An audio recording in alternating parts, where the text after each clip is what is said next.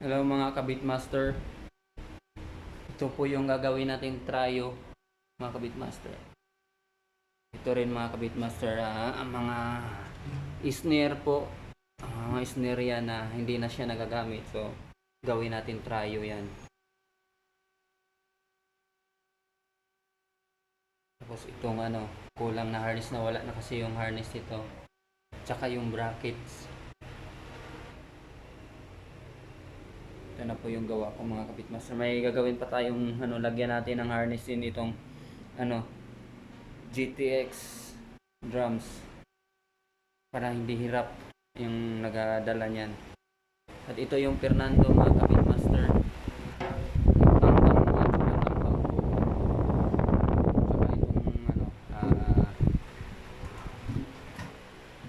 Snare drums din 14 inches.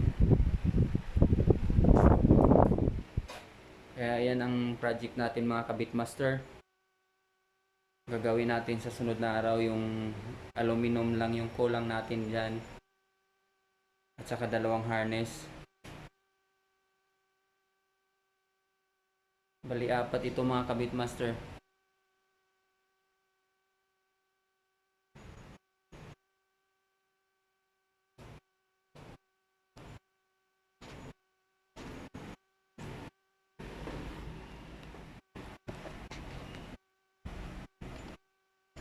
Yan mga kabitmaster. Pakisuportan lang mga kabitmaster sa aking Facebook page, Maki Insinso, sa aking Facebook. Paki-follow na lang din mga kabitmaster, and like and share. At para ma-update po kayo sa ating mga bagong mga kabitmaster na gawang Pinoy, gawang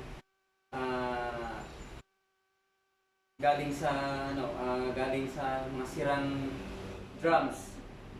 So ginagawa natin ng paraan para maging ibalik natin siya, para sayang naman din kasi na pwede pang pakinabangan. So katulad dito mga kabitmaster, ito ang sira lang niya mga kabitmaster, mga screw lang.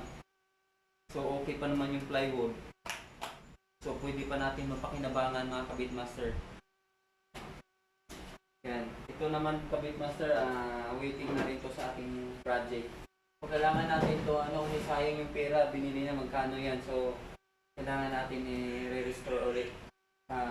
Balik natin sa kanyang image. Katulad dito mga kabitmaster.